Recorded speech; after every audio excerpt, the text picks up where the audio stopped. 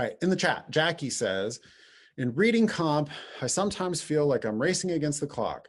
I've noticed significant improvement when I just focus on the reading. Yep. When I do story time, I'm not racing the clock.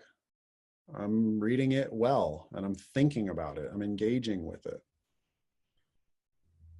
But sometimes I just can't shake that race against the clock feeling. This particularly happens when I can see at the start that the last passage has 7 or 8 questions.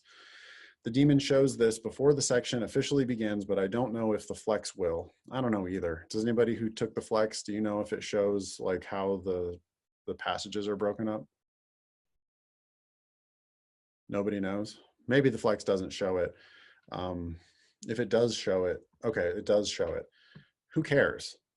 Whatever. That's the last thing in the world I would even be thinking about. Would you possibly have some advice about forgetting the clock in reading comp? Yeah, turn it off. Step 1, as soon as the time section starts, you click the clock and that turns the clock off. It'll come back up at 5 minutes. When it comes back up at 5 minutes, you randomly guess on every remaining question in the section.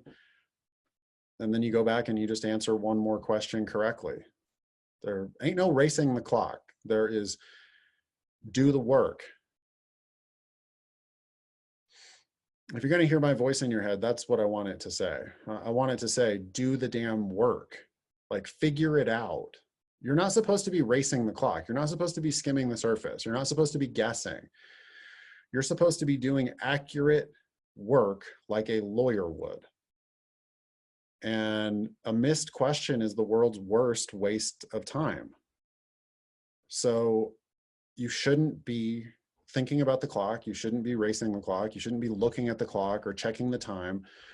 You should be calmly, carefully answering one question at a time.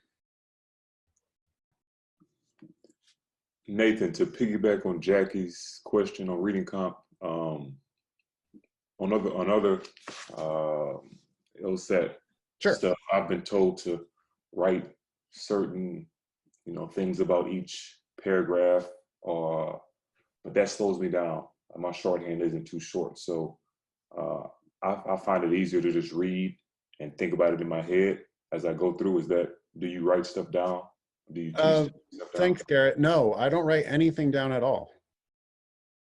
I don't know why that became LSAT dogma that you're supposed to be taking notes.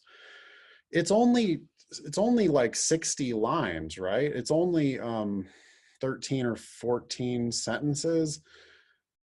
I don't think you need to take notes on that. What I think you need to do is read it better in the first place, like read it in an engaged sort of a way. Really, if we went back to the passage that we read an hour ago, I didn't make any notes, but I could tell you a lot about that passage because I was in it, I was engaged. The comparison between Mexican authors ruled by this establishment literary culture in Mexico City compared to the Mexican American authors in Modesto who are writing different stuff. I could tell you, I could still answer those questions. Right. And I didn't take any notes at all. My hypothesis, Garrett, would be you'll do better if you just let go of all that shit. Just don't think you need to do that. Gotcha. Now try it out. Try it out for, 5 timed sections and see how it goes. But I've helped a million people. Like, one of the first things I say about reading comp is stop highlighting, stop underlining, stop taking notes, and instead just read it better. Highlighting and underlining, I think, are particularly egregious because people do those things. I swear to God, people do those things as an excuse for not actually understanding it. They're like, oh, this looks important, I'm going to underline it. Right. And it's like, but nothing actually went in. So instead of the underline, I would rather that you just know what is said.